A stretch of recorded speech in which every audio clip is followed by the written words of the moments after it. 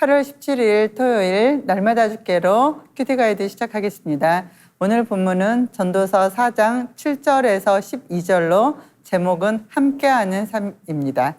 많은 사람들이 행복을 추구합니다. 행복하게 살기 위해서 많은 것들을 발명하고 또 개인의 성향에 맞는 맞춤형 서비스가 제공됨에도 불구하고 행복하지 못하다는 말들을 많이 합니다. 이러보건대 행복은 혼자서 되는 것이 아닌 것 같습니다. 누군가와 함께하며 관계성을 가지고 살아갈 때 비로소 행복하게 되는 것 같습니다. 함께하는 삶이 무엇인지 오늘 본문을 통해 살펴보겠습니다. 내용 관찰 1번입니다. 전도자는 어떤 사람을 소개합니까? 7절에서 8절입니다. 내가 또다시 헤아려서 헛된 것을 보았도다. 어떤 사람은 아들도 없고 형제도 없이 홀로 있으나 그의 모든 수고에는 끝이 없도다. 또 비록 그의 눈은 부요를 족하게 여기지 아니하면서 이르기를 내가 누구를 위하여는 이같이 수고하고 나를 위하여는 행복을 누리지 못하게 하는가 하여도 이것도 헛되어 불행한 도구로다. 아멘. 본문에서는 하루 종일 쉬지 못하고 죽으라고 일만 하는 사람에 대한 탄식이 들어 있습니다. 어떤 사람이 혼자 사는데 쉬지 않고 일만 해서 엄청난 재산을 모았는데도 만족할 줄 모르고 정신없이 살면서 돈만 벌고 있었습니다. 그래서 전도자가 그를 보면서 생각하기를 그는 도대체 누구를 위해 그처럼 아득바득 애쓰며 살고 있는지 아침부터 저녁까지 정신없이 살아가는데 왜 자신의 행복을 위해서는 누리지 못하고 있을까 하고 참 부질없고 안타깝다는 생각을 했다는 것입니다. 어떤 부자에게 물었습니다.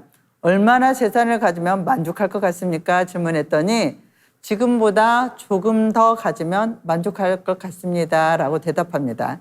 지금보다 조금 더 얻기를 원하는 그 마음 때문에 그 부자는 평생 만족할 줄 모르고 죽을 때까지 일만 하다가 누려보지도 못하고 죽는 것입니다. 부에 대해서 자족하고 또 만족하면서 살아가는 사람이 참 드문 세상인 것 같습니다. 내용 관찰 2번입니다. 두 사람이 한 사람보다 나은 이유는 무엇입니까? 9절입니다. 두 사람이 한 사람보다 나음은 그들이 수고함으로 좋은 상을 얻을 것임이라. 아멘. 협력은 사람이 혼자 있을 때 느끼는 고독감을 해결할 수 있고 혼자서는 해낼 수 없는 일들을 손쉽게 해낼 수 있게 하기 때문에 성취감을 극대화시킵니다. 홀로 하는 것보다 둘이 함께함으로 유익과 즐거움이 더 크다는 것이죠. 예수님께서는 두 사람이 합심하여 기도하면 하늘에 계신 하나님이 기도를 들어주신다고 하셨습니다.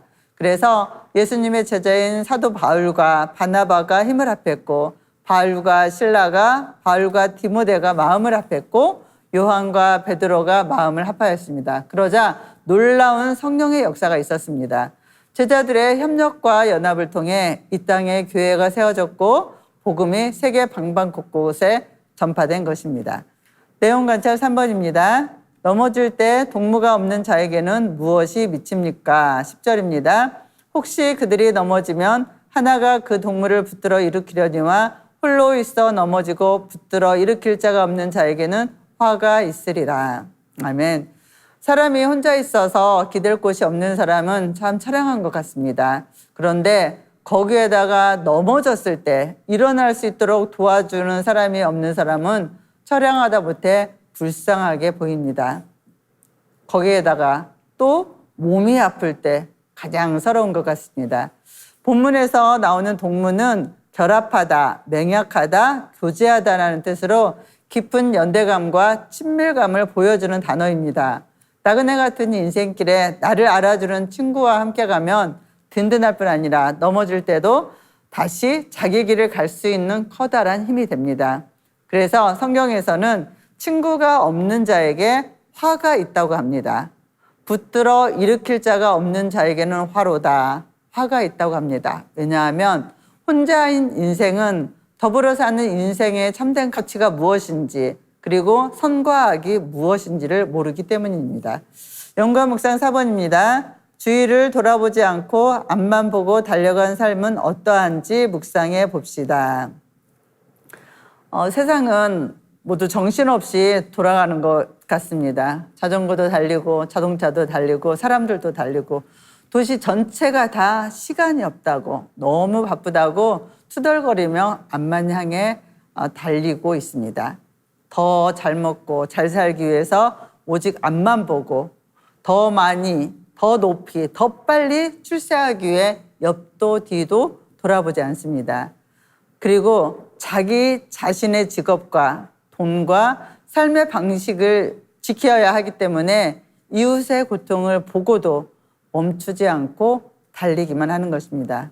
그런데 인생은 길지 않습니다. 금방 나이를 먹어 머리도 휘어지고 허리도 굽고 손가락 마디마디가 시리고 고통스러운 순간이 올 것입니다.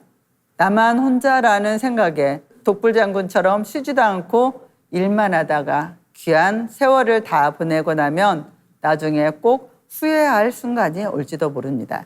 삶의 적용 5번입니다. 내가 함께하고 챙겨야 할 이들은 누구입니까? 함께하는 자들에게 안부를 물으며 교제하는 시간을 가집시다. 요즘에 의료 파업으로 인해서 병원 운영이 많이들 힘들어합니다. 그런데 어떤 병원은 환자가 의사를 만나기 하늘의 별 따기처럼 바쁜 병원이 있습니다. 서울시에 있는 개인 병원의 그 조사 자료를 보니까 가장 바쁜 진료과가 정신건강의학과입니다.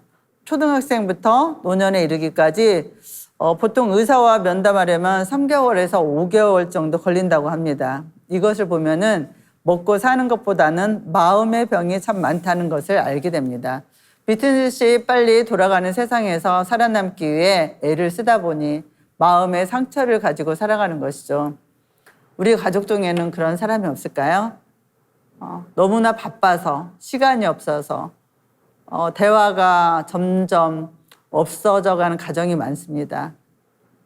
우리가 예전보다 조금 더 가정 형편이 나아졌다면 시간적 여유를 가지고 생활하면 좋겠습니다. 바쁘게 사느라고 못한 신앙생활도 좀 더 열심을 내고 성경도 좀 더 읽으시고 예배도 좀 더 열심히 지키시고 전도와 봉사도 하면서 살면 좋겠습니다. 돈 버느라고 정신없어서 소홀했던 가족들, 이 가족들과 오붓한 시간을 한 번 더 가지시고 통장에 그동안 차곡차곡 쌓아놓기만 했던 돈도 뽑아서 남들을 위해서 섬기고 베푸는 삶을 살아가면 좋겠습니다. 이것이 인생의 행복이고 보람이고 기쁨인 줄 믿습니다. 이런 기쁨을 맛보며 후회 없는 삶을 살아가는 성도님들이 되시기를 주님의 이름으로 축복합니다. 감사합니다.